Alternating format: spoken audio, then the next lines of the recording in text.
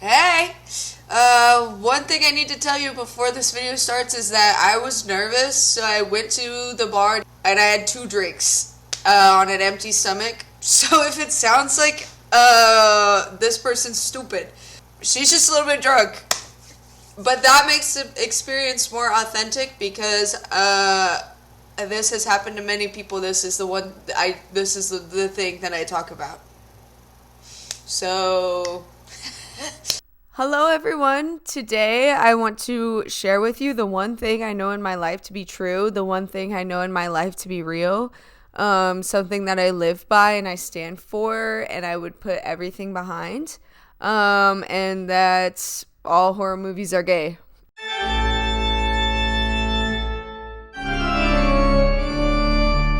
So before I start the video, I just want to let y'all know that the whole reason why I know this and this is something that I live and breathe is because of one of my professors in college, Dr. Benshoff. I just want to say a big thank you to him. There's probably not one day that goes by where I don't think about how horror movies are gay and how horror movies are amazing and the best type of movies, and he is a huge reason for that. So thank you, Dr. Benshoff. So I've put together a bunch of categories that I think every horror movie falls into, and we're just going to go through category by category, kind of thinking about why those monsters or that specific scary thing is gay, and then I'll give you some movies to back it up and to watch. Okay, so some rules for horror movies that I want you to know is that anytime blood is exchanged, like a vampire is sucking blood out of your body, there's like somebody stabs somebody and like blood hits them in the face. Anytime blood is exchanged, that is a metaphor for sex. I don't make the rules. That's what it is. It's a metaphor for sex. So now that we know that, so yeah, let's get started. Let's stop. Let's stop, guys. We gotta go. We gotta get started. Okay, my first category of horror movies that I want to talk about is vampire movies.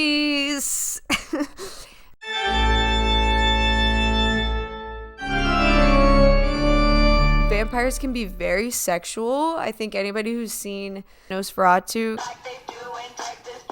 can kind of realize that, okay, why am I horny right now? It's because vampires are sexual. Vampires can represent repressed sexuality. So a great example of that is in Nosferatu, is that Ellen, she is so horny so horny for Nosferatu. She needs him so bad. She's like having wet dreams. She's going crazy. She needs this freaking guy, but she knows that like if she gets freaky but wild crazy, that she won't be with her husband. Her husband won't accept her. Throughout the movie, her husband won't accept her as a freaky, like crazy freak girl. Further represses her sexuality. Like the whole entire time he's like, well, hopefully it just goes away. No, it's not going away because I'm horny. What the hell? That was Ellen. So that was Ellen talking, by the way. She needs Count Orlok down. And he represents like the part of herself that gets a little freaky sometimes. Like that's Ellen. Another thing that signifies that vampires are super gay is if blood is exchanged. That's a metaphor for sex. Well, vampires, they don't care who they bite. They bite male and female victims.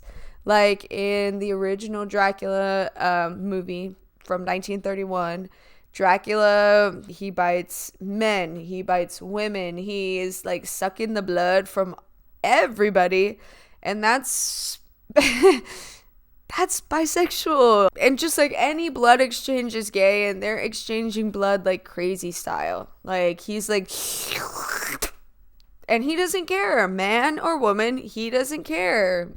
And then also I wanted to add that there's a whole subgenre of lesbian vampire movies. One of my favorites being The Vampire Lovers. I love this movie. It's one of my favorite movies ever, and it's sexy and it's hot and it's awesome. But also the first vampire book is Camilla, and that is a lesbian vampire book. It was written before Bram Stoker's Dracula, and it's fully just about like a lesbian vampire. Vampires just have a history from the very beginning of being gay, and then they drink the blood of both men and women, so they're bisexual.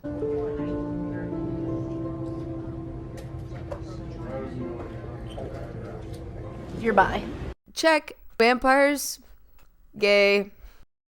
The next category of horror movies I want to get into is man-made monsters. Man-made monster movies, particularly Frankenstein and Bride of Frankenstein, are super gay because they always involve a homoerotic love triangle. In the movie Frankenstein, where you have Dr. Frankenstein, Fritz, and Elizabeth all in a love triangle. Obviously, Dr. Frankenstein and Elizabeth, they are together, but Dr. Frankenstein and Fritz, his little assistant, spend the most time together. They have a very homoerotic friendship. This homoerotic love triangle actually draws back to real life homoerotic love triangle in 1816. That's going to be Mary Shelley, Percy Shelley, and what's his fucking name? Lord Byron. And they had like a crazy homoerotic relationship. You can see it in the beginning of Bride of Frankenstein. There's a scene with Mary Shelley and her two boy toys, and it's just extremely homoerotic. Yes, she is there, but her being there doesn't defeat the fact that it's super gay.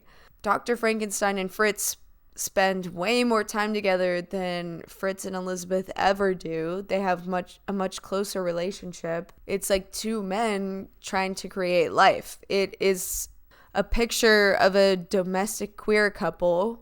In Bride of Frankenstein, it's Dr. Predatorius and Dr. Frankenstein. Something to be noted, Frankenstein and Bride of Frankenstein were directed by James Whale, who was an openly gay director in the 1930s. You can definitely see the influence that he had in making it campy and very, very queer-coded. What's gayer than two men trying to create life together? What's gayer than two men talking to each other and only paying attention to each other when there's a woman right there? Man-made monsters, they are gay.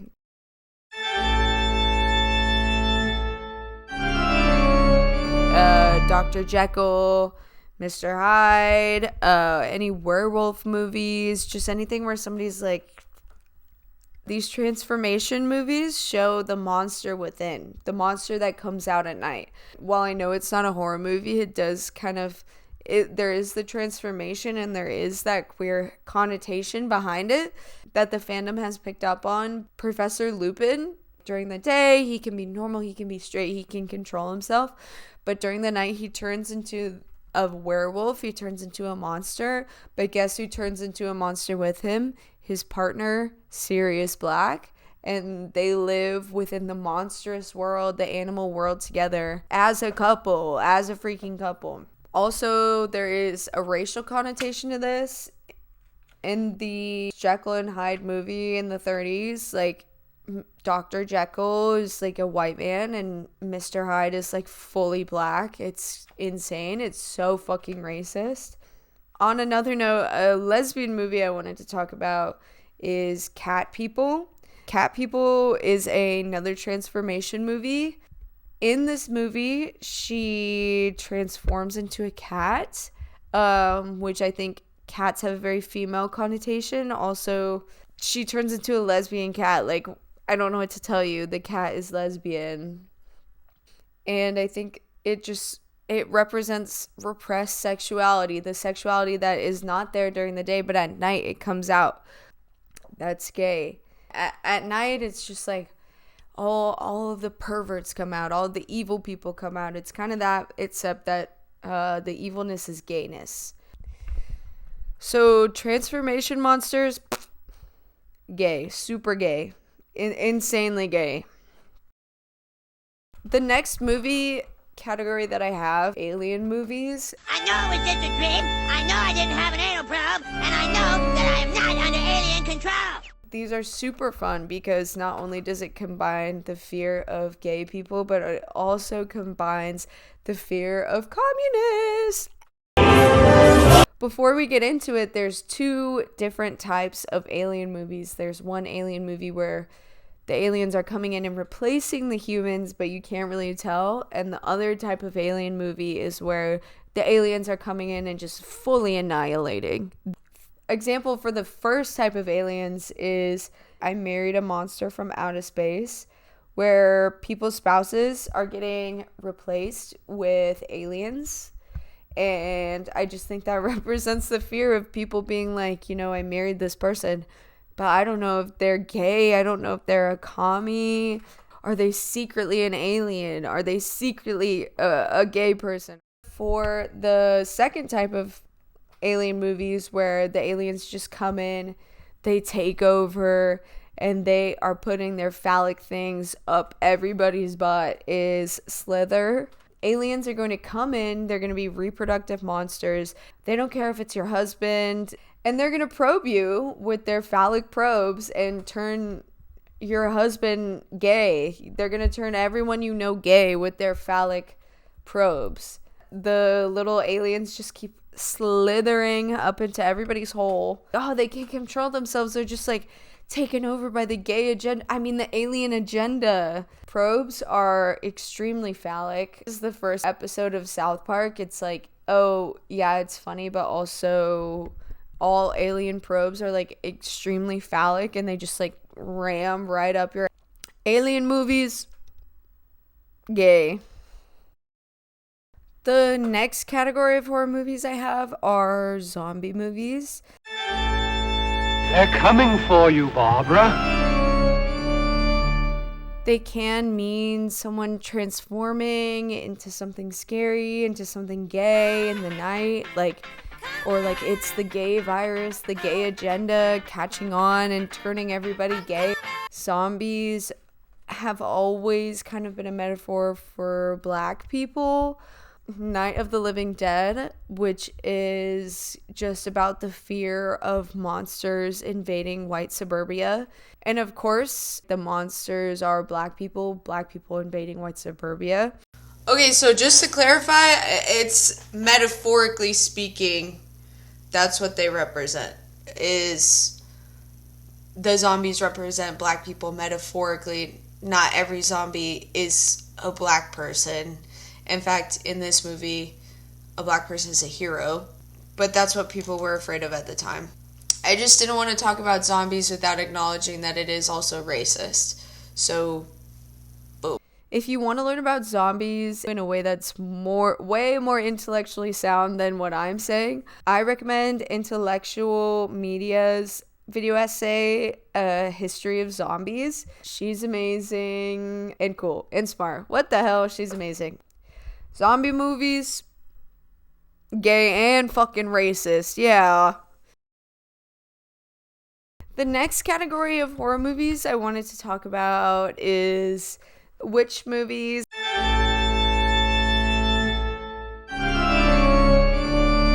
I think one of the fears that men are most afraid of is women that don't need them and women who are uncontrollable and gay. That doesn't sound like a witch to you, then I don't know what rock you've been living under.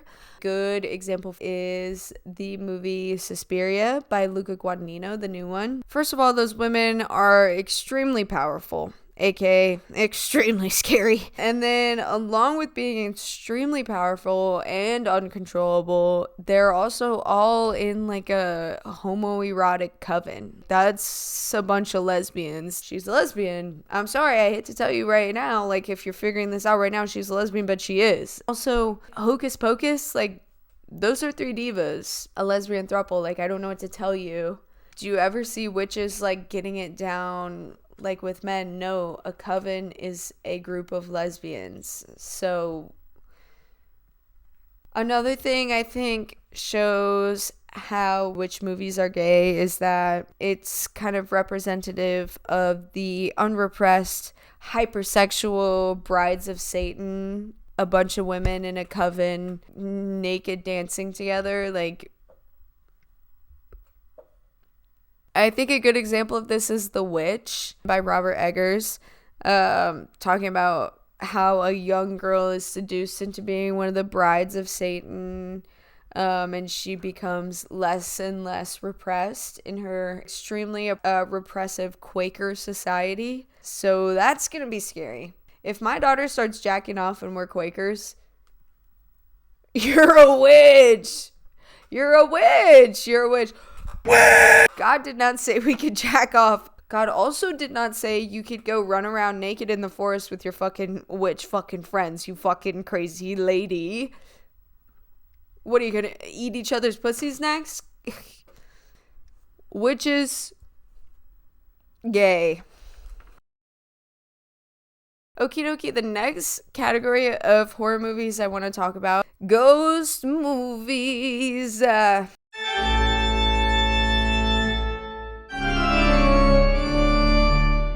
These are gay because they represent guilt and they represent repression and like things coming back from the past, like guilt and repression facing you now in the future. Paranormal Activity. The demon could represent her past of being gay with her sister. The demon coming back is what she's repressed from the past, aka being gay or being with her sister, like incestual.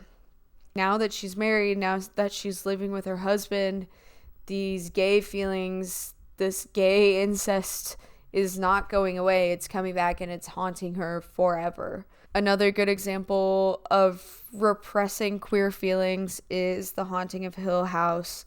The two main female characters are repressing how they feel about each other, and it's just manifesting in this haunting that is taking place that neither of them can ignore.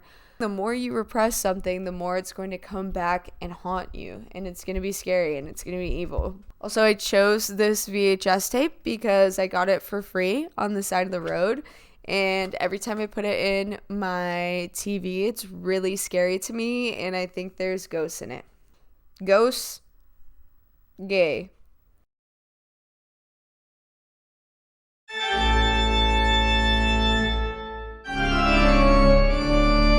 The next category of movies I want to talk about are human psychos. You guys know the drill. It represents like repressed homosexuality. Like during the day, you're normal. During night, you're gay and you're killing people because gay people kill people, and that's as scary as people dying is being gay. Guys, this is nothing new.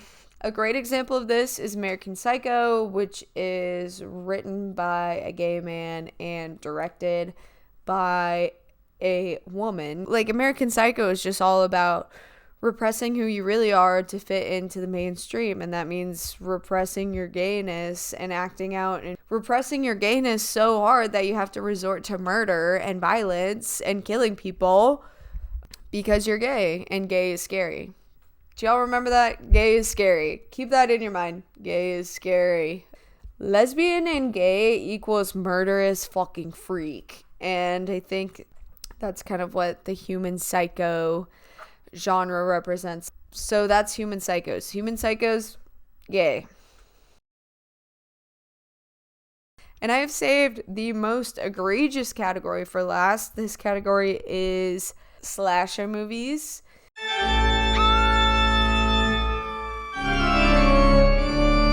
You would have to be stupid and blind and just plain dumb not to see how these correlate to being gay. I have chosen these for last because my most founded evidence of why all horror movies are gay is slashers. All slashers are trans.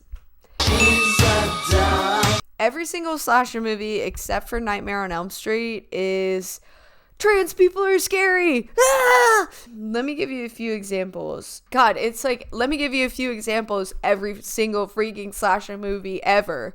First example, Silence of the Lambs. I don't want to hear about if you think it's a horror movie or not. Silence of the Lambs is fully a horror movie, and thrillers aren't real. Thrillers are just horror movies trying to get an Oscar. You're bi. But Silence of the Lambs is a fantastic example of how slasher movies are just fear of trans people embodied. The main murderer is what he thinks he's a trans woman. He does the whole mangina thing, and that's just like, oh my god, trans people are scary, trans people are murderers. Like, this rhetoric has been going back. Another example is Texas Chainsaw Massacre, where Leatherface has a person mask of like a woman that he puts on when he's killing people. One of the first examples is Psycho, is murdering people, but he's murdering people dressed as his mom because he has a weird thing with his mom. He dresses up in women's clothing. Longlegs is a recent example of this. I didn't watch that movie, but I know that Nick Cage is supposed to be like a trans woman. I think the most glaring and infamous example of slasher movies just being afraid of trans people is the movie Sleepaway Camp, which is like a classic 80s slasher movie where people are getting picked off one by one. Spoiler alert, spoiler alert, spoiler alert. And then at the end of the movie, you find out that it is a trans woman killing people. The main reason why she's scary is because she has a penis. Also, she has 2 gay dads, which is like kind of never really touched on. But the biggest and scariest part of the movie is the end. Those are everything I have for now. This video I've been wanting to make for probably 3 years. It's the only thing I talk about when you ask me what are your interests. I'm going to say my interests are that all horror movies are gay. Dr. Ben Schaff's book, Monsters in the Closet, is a huge inspiration for this video. I also want to mention a few movies that didn't really quite make it in. Human Centipede is scary because it's just men eating each other's asses. Interview for a Vampire, they're literally canonically gay. I saw The TV Glow, which is a trans allegory about the horror of being forced to live in the wrong body, kind of on the right side of all horror movies are gay instead of the scary side of, oh, we're scared of gay people. I wanted to talk about Seed of Chucky, where Chucky and Tiffany have a non-binary child. The non-binary child in Seed of Chucky, Glenn/Galenda. Hellraiser, which is queer because it's the polycule from hell. Thank you guys for watching. I hoped it was an enjoyable experience for you. I think everybody should know the truth. And the truth is that all horror movies are gay. I can't think of any example of a horror movie not being gay. So if you have an example of a horror movie not being gay, put it in the comments and I will prove you wrong, because they're all gay. All horror movies are gay. Thank you.